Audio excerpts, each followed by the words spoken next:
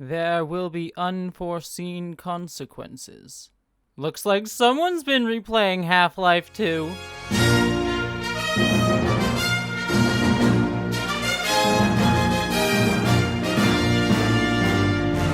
Hello there, interwebs. It is I, Captain Christopher Pike, here to talk about the season finale to my very own show, Star Trek Strange New Worlds, this one titled A Quality of Mercy. Sadly, you're gonna have to saddle up with me because Jessie Gender is still recovering from her surgery and her face looks like the Nobulin puffed up his face, like they already can do. Your face looks like that. So you're going to have to be stuck with me, so let's hit it. Now, normally, we would do a spoiler-free section discussing the entirety of the episode before we got into spoilers, but I'm going to have to say this right up front, and I know that this is unfortunate for those of you who want to hear my spoiler-free thoughts, but we're pretty much going to have to forego the spoiler-free section here because this entire episode, even its concept, is a bit of a spoiler, even for me, the character. You'll see when you see the episode what I mean by that. So I will just say this up front before we go into spoilers, that this was a truly phenomenal finale to the series, and I'm not just saying that because I'm biased. You know me, I'm Starfleet's Boy Scout. Of course, I'm going to just give you the truth of the matter, and the truth of the matter is that this was a really, really great episode that I think pulled off and tied together a lot of the themes surrounding my own character and the central conflict that has been dogging me this entire season, namely around the avoidance of my fate as I saw it in Star Trek Discovery, and me ending up in the BP chair, as all of you nerds like to call it. Two flashes mean no. That being said, before we go full on into spoilers, I will say this to those of you who are still here who haven't seen the episode yet. It might be worth your while to rewatch some of the early episodes of Star Trek the original series before you jump back into this one, including some of the best ones of those early episodes, if you catch my drift. But with that being said, let's jump in fully to spoilers, because oh boy, do we have to talk about it. Okay, now that we are in the spoiler section, I will go through this episode beat by beat because there's a ton to talk about with this episode, like so many Easter eggs, so many things to discuss. But let me just say this right up front. What a fantastic concept for an episode. We basically get the Star Trek What If show that a lot of fans have been joking about on Twitter, and we get to see essentially what if Captain Pike, myself, had been the captain of the Enterprise during the classic episode of Star Trek the original series, and my personal favorite episode of Star Trek the original series, Balance of Terror. And I should say, for those of you who come into my reviews who haven't watched like the Star Trek the original series, what this episode was doing, the events depicted in this that Captain Pike went forward to see, is directly the same events from an episode from the original series called Balance of Terror. So everything that happens here happened in that episode, just with Captain Kirk being in charge of the Enterprise. So that's what this episode is referencing when I'm referencing Balance of Terror. And it's one of my favorite episodes of the original series, so if you have not seen that episode, you should go back and watch it, because it is well worth your time, even for the 1960s camp at the time. And even better than that, we get a surprise appearance of Captain James T. Kirk as played by Paul Wesley. We knew Paul Wesley was going to be coming in Season 2, but did not expect him to be coming in Season 1 of the show, and what that lent us towards was a great ability to contrast the captaining styles of both Pike and Kirk, showcasing the differences between these two characters by not only highlighting how they handled a specific situation differently, but how they butt heads within this situation trying to deal with the Romulan commander. It is just a top to bottom clever conceit that not only hits at a lot of the themes of what we've been dealing with this entire season with Captain Pike, but also ties together a lot of interesting themes about this show so far, as well as providing a meta commentary on this show, Strange New Worlds' place within the larger Star Trek mythos, especially as it relates to Star Trek the original series. So just top to bottom, an incredibly clever concept, and I was just giddy ear to ear with this show. I mean, I have been so giddy with so many episodes of this series so far, but this one I was just living on cloud nine the entire time, and I will have to sort of sit and think if this is my favorite episode of the season, but it's definitely in the running. It was just a truly, truly great end to this season, and I could not have asked for more. But with all that being said, let's actually dive into it, because I have so many things that I want to just talk about as we go through the episode. We start off the episode at the neutral zone, and we get the return of Captain Patel, Captain Pike's friends with benefits. And I loved seeing that they were having little brunches together. Again, speaks to the familiarity in the sense that this is an ongoing thing. I just like that this show constantly evokes that there is life outside of what we see on this show. Just love that. I, too, also, like Captain Patel, miss Captain Pike's beard. I wish it would come back. Believe me. And then we jump over to having a discussion with the head of Outpost 4, and he clearly mentions supply chain problems, clearly alluding to the COVID stuff that's been going on these past few years and the supply chain issue with that. I also like that he had a different type of Starfleet badge on, that's sort of referencing the original series where different ships had different types of badges. And then we meet his kid, Ma'at, and that is one of the kids that Pike saves. Now, I was a little bit surprised that Pike was surprised by this. I feel like he's been studying these kids for a while, so he should have known that there was a chance that he might encounter him on the outpost. But the moment does work in terms of Pike being sort of questioning about his future and can he actually influence things by talking to this kid, and he goes back to his quarters and starts to write a letter. I also did like the fact that he points out that it wasn't the kid's fault that Pike was so thrown. I thought that was a nice little touch there. But then, as he starts writing the letter to influence the fate of himself and this kid, possibly saving his life, an older Pike from the future wearing a movie-era uniform appears, and his hair is still freaking perfect. It was just so cool to see that. I adored this look of this uniform. Just, mwah, mwah, my nerdy heart was geeking out. Yes, you would geek out at something like that. Who are you? I'm a captain from the future. Why do you look like famed actor Patrick Stewart? Don't question these things. I'm just here to warn you. Warn me about what? Don't appear in Doctor Strange in the Multiverse of Madness. Why? What happens to that? It just ends badly for both of us, okay? Oh, okay. Well, thank you for that. You're welcome. Anyways, you can continue. Alright, that was kind of weird. But anyways, Anson Mount's performance as older Captain Pike was wonderful. He brought that sense of age and gravitas to performance, even in his little bits here. I thought that was wonderful. And I do love the Sir Naze-a-Lot story. I love that his tragic backstory starts with a silly name, and that's why he hasn't told the story. That's adorable. And that we get a little reference to the Klingon monks on Borath, and they sort of sent him back in time because causality had been changed and the future had turned out to be something not so bright. And so now Captain Pike has to be sent forward in time to see what was going to happen.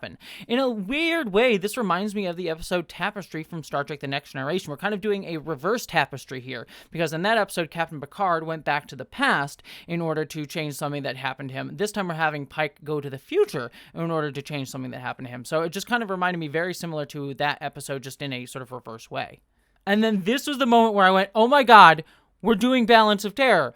And I just flipped out, because after the funny little moment where he's sort of interrupted by the sort of speech that he's giving to the cadets, he's brought up to the bridge, and we get to see that this is the moment. This is what's happening. Like, oh my god, we're at Outpost 4 after it got attacked by the Romulans. Like, we are doing this. And I loved it. And then I immediately loved that after this, he goes and actually just tells Spock everything. I did like that Pike trusted his first officer enough to be like, hey, I want to just tell you everything. We're going to lay it out. You can mind meld with me to check out what was going on, but this is what's going on with me. And I like that Spock himself was a little bit reticent until he did the mind meld, but I like that trust that's been built up between them, that they're able to talk about time travel nonsense, and I think that worked really well here.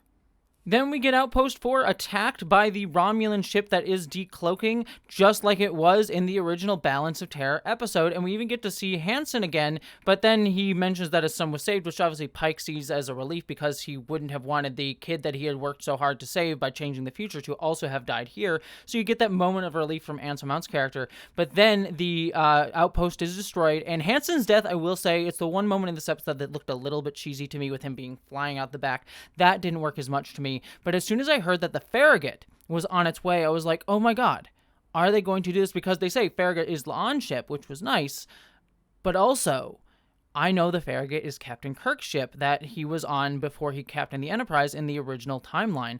I thought, are they really going to bring Captain Kirk in the finale? And oh my god, yes they did! Paul Wesley appears on screen, and I just flipped out, and I loved all the stuff here. I mean, I love the fact that Spock doesn't know who Kirk is, because that's different in the Prime timeline, and I will say Paul Wesley's acting, I think he's doing a really good job of threading that needle where he is not necessarily imitating William Shatner's Kirk, or even Chris Pine's Kirk. He's very much doing his own thing, but you do get a little bit of that vocal cadence, the sort of staccato vocal cadence of William Shatner that you would get every once in a while. It's not so over the top or pronounced, but you get it, little hints of it here and there. I think that works really well, but I think he just embodies the sense of like boldness and brashness that Captain Kirk brought to the role back in the 60s, or William Shatner, I should say. And I think that it was just, he did a really great job in his impression with this episode, and I look forward to seeing him coming into season 2 as a Lieutenant Kirk.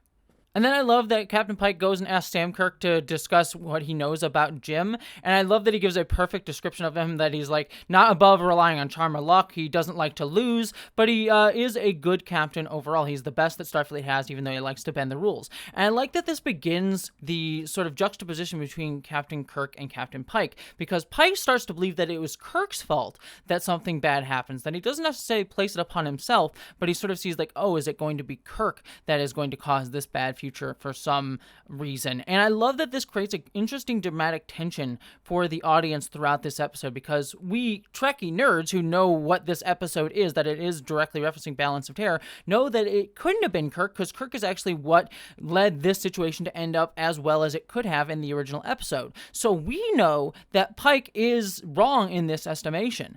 But if you are someone who isn't a Trekkie like me, does not know the episode Balance of Terror, you would see this just at face value as an interesting look at Kirk versus Pike without knowing that it would be all on Pike. And so the revelation at the end of the episode works slightly differently for you, but I think it works in both ways. So it's a great tightrope that writers are walking, where they can provide dramatic tension for us Trekkies that know what this is referencing, but also provide to a fresh audience that may not know this if they had started watching Star Trek with maybe Star Trek 2009 or Star Trek Discovery. And so I thought that was just so incredibly clever. Then we get a direct recreation of a classic moment from Star Trek the original series, when we get the feed from the Romulan bridge and we get to see what the Romulans look like, and we get the Balance of Terror music playing right there and the zoom in on Spock's face as he raises one eyebrow, directly calling back to that moment from Balance of Terror. One thing that I will say, I understand why they did not do it, but there was a part of me that was kind of hoping that when we got to see the Romulan commander, that they were going to have the actor who played Sarek in Star Trek Discovery also playing the Romulan commander, as a sort of little in-joke to the fact that Mark Leonard in the original series played both the Romulan commander and Sarek as well. But I understand why they did not go that route, because it would have been confusing to an audience who had seen Star Trek Discovery but not seen the original series. It probably would have been way too much of an in-joke for people to get, and been off-putting and confusing for those who weren't in the know. But I do think that it would have been kind of funny for me as a Trekkie to enjoy if they had done that little in-joke, but I understand why they didn't go with it. Then we get a meeting in the briefing room with Captain Kirk and the rest of Captain Pike's command crew as they sort of debate whether they should fight or try to do something else with the Romulans. And I like that most people said that we need to fight. I like even Spock says that weakness is something that we dare not show if they are just like Vulcans of the past before they found logic, which makes perfect sense. And I also really found interesting the fact that Ortegas in this episode has a little bit of undue anger towards Spock for him looking like a Romulan. She is in a lot of ways playing a very similar role to the character of Lieutenant Styles from Balance of Terror. These are Romulans. You run away from them and you guarantee war. They'll be back, not just one ship, but with everything they've got. You know that, Mr. Science Officer. You're the expert in these people, but you've always left out that one point. Why? I'm very interested in why. But I like that they sort of skirt the line a little bit with her character, just because Lieutenant Styles was much more overtly, I'll just say, racist against Spock, and very much distrustful of him because he looked like a Romulan. And I understand Ortegas might have that same sort of reticence, but I like that she is not as vitriolic about it as Styles is. And we do get a moment that is similar to Captain Kirk's moment where he called out Styles in that original episode. I assume you're complimenting Mr. Spock on his ability to decode. I'm not sure, sir. Well, here's one thing you can be sure of, mister. Leave any bigotry in your quarters. There's no room for it on the bridge. Do I make myself clear? You do, sir. Later on, when Captain Pike yells at Ortegas to stand down on the bridge when she's sort of yelling about Romulan. So she is playing a very similar role to Styles, but is not exactly the same, in a way that I think preserves her character a little bit more for us. Because I was getting a little bit frustrated. I'm like, my Ortegas wouldn't be this angry and racist. So I like that they didn't go that far with her character, but evoking a very similar style with that situation. Then they try to do the pincer move on the Comet, which is a slightly different move that they originally did in the original series, because Captain Kirk also used the Comet, but here they have 2 ships, and it ends up getting the Farragut nearly destroyed because Pike hesitated. And I like that Kirk calls him out on that a few moments later. It's like, you have to be able to throw the punch, and I like that this, again, shows the difference between these 2 captains, that Pike is someone who wants to try to hope for the best, to see the future, whereas Kirk is much more the brash, bold commander type, and the more swashbuckling commander, I guess I should say. And I love that Captain Pike takes a risk by trying to call the Romulan commander and say, hey, let's try for peace. Let's try and do something else. And they negotiate a ceasefire. That felt so very Star Trekian, and again highlighted the difference between Kirk and Pike. Just wonderful job there. And then we go over to the Romulan commander ship, and I love that we get essentially recreations of the scenes from Balance of Terror of the Romulan commander and his sort of tension with his second in command, where the second in command says, like, look, we can strike first, we can hit them hard, and he believes in war, and the Romulan commander is like, look, no, slow down, we have to have some sense of honor here. And again, that goes right back to the original Balance of Terror episode. Commander. Remind you of your duty.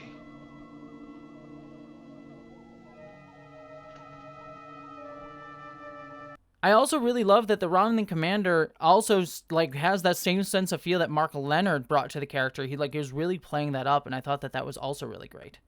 Then we get a bunch of the crew of the Farragut jumping over to the Enterprise after they are destroyed, and we meet La'an, and I like that La'an is very much changed as a person. She's worked through a lot of her issues, and I thought that was really nice to see. And then we get a little reference to Una having been sent to a penal colony, and I thought that they were just going to leave that in the background. It does come back around at the end of the episode, but I was sort of like, oh, because she's an Illyrian. I like that reference, and that being a possible story thread that we're going to pull later on in Season 2. I thought that was just going to be a subtle little reference, but it does come back up at the end. Then we see the crew repairing a bunch of different things, and we even hear Scotty's voice as he works with Spock to repair the Enterprise. I thought that was nice. He even says, I'm not a miracle worker, Spock. I love that. It was so cool to hear Scotty's voice. I'm wondering if they're going to eventually cast him in Season 2, because now Hemmer is sadly no longer with us, so I'm curious to see if that's sort of allusion to the fact that we might see Scotty next season. Then we have Captain Pike trying to negotiate things with the Romulan commander. The Romulan commander almost agreeing with him, very similar to how he did with Captain Kirk in the original series. But then a fleet of Romulan ships shows up because the second in command of the Romulan ship called them, causing the Romulan commander to get pissed off and send him off the bridge. And I like that the Romulan commander said to a second in command that you don't remember a time without war, but endless war, by definition, cannot be won. Just such a smart line, really well written. But then we meet the leader of the Romulan fleet, who Captain Pike does not like at all, and I love that Captain Kirk shows up with a reinforcement of robotic mining craft, bluffing the Romulans into thinking that those were Starfleet ships. Now, I do believe that Romulans probably would have had some intel on what Starfleet ships look like, so I'm not entirely sure the bluff would have worked, and it doesn't actually work in the end, but this does fit Captain Kirk, right? He is someone who would try to bluff his way into the win. That's the risk that he would take, again, highlighting the difference with Captain Pike, and I thought that was incredibly clever. But then, facing this, the Romulans decide to strengthen their fleet, quote-unquote, by culling and punishing the Romulan commander who they say failed them, and he hails Captain Pike in his final moments, and he says the exact same speech that Mark Leonard gave right before his death in the original Balance of Terror. I regret that we meet in this way. You and I are of a kind, in a different reality. I could have called you friend.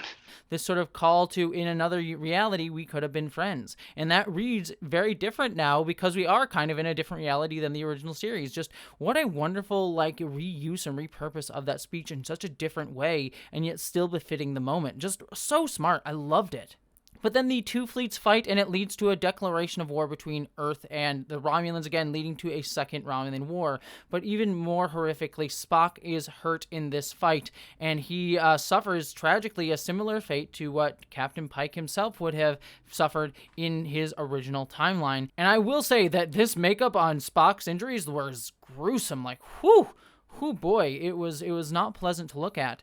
And I did like that was directly called out when Pike goes back to talk about future Pike, that Pike feels like he traded his fate for Spock's. And this Romulan war was even worse. And I like the small little reference to the fact that Spock was the only chance for lasting peace between Romulans and Vulcans. And we know this to be true, not only from what we knew from Star Trek The Next Generation with Spock working to reunify Romulans and Vulcans in Unifications Part 1 and 2 in that show, but also Star Trek Discovery with the episode Unification 3, where we see that he ultimately succeeded in getting Romulans and Vulcans reunified into Ni'Var. And so I just love that subtle connection between not only Next Generation, but all the way to Discovery. Just these small little moments here, I thought, just really make this universe feel cohesive and tie all together these disparate threads from across over 50 years, almost 60 at this years of television. Just such a wonderful, wonderful job. Then we get a nice little scene between Kirk and Pike to sort of wrap things out, and Pike saying, like, I feel like I was supposed to meet you, and Kirk saying, you tried for something better, and Pike saying, I tried and lost. But again, highlighting the difference between the two of them, and Kirk saying, like, sometimes you just can't avoid the fight. Again, befitting who Kirk is. And I like that Pike says the Enterprise will be lucky to have you, and he sits down to learn more about him. And before we cut away, we get a quick little reference to the USS Kelvin. Kirk says, my father was the first officer of the USS Kelvin, which is true in both the Prime and Kelvin timelines, going back to Star Trek 2009. So a nice little tying together of both the Kelvin and Prime timelines with that little reference there. So clever. I loved it.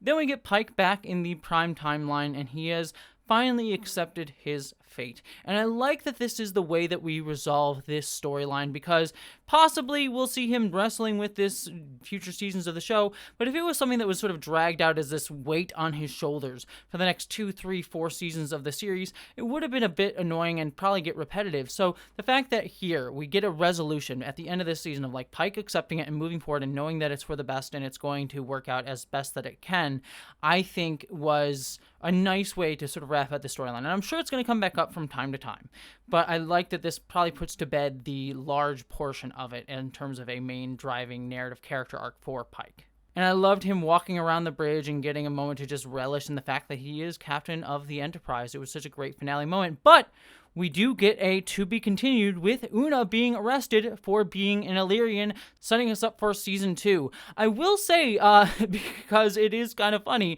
that this does kind of ring similar to what happened at the end of Star Trek Lower Decks, with the captain of Lower Decks also getting arrested in that show's season's finale. So I'm like, oh, Lower Decks did it first. But I am very curious to see where that storyline is going to go, because we already saw in the other reality that she does get punished and sent away for it, which is something that is distinctly wrong and horrible for the Federation to do. So I'm curious to see how Captain Pike will try to change her fate next season. So all in all, this was a phenomenal finale to the season and such a fantastic season overall. I know I'm biased as Captain Pike, but I just really, really loved this entire season and just enjoyed it front to back. I will be doing a review of the entire season over on my main channel in hopefully a week or two, but for now, I will just say this season has proved to me that this is a very special show. I love Discovery. I'm more ambivalent on Picard, and I adore Star Trek Lower Decks. And just like Lower Decks to me, I can already tell that Strange New Worlds is just a show that will have a place in my heart. So I'll have to hold both Lower Decks and Strange New Worlds in my heart. I might have a slight more affinity for Lower Decks just because I like the comedic nature of that, because that's the kind of person that I am. I love taking the piss out of stuff that I love. But both shows, I think, are right up there with some of the best of Trek. And I say that also loving Discovery and thinking Discovery is great too, but I think those two shows right now are the best going on here. And Prodigy as well. Don't want to forget that. Prodigy is also something really special as well. I just, you know what? I'm just really pleased with where Star Trek is right now, and Strange New Worlds, I think, highlights and emphasizes everything that I love about this era of Trek. I'll put it that way. So thank you so much for watching. I look forward to discussing this episode with you in the comments, but beyond all of that, I hope that you, as always, my friends, live long and prosper.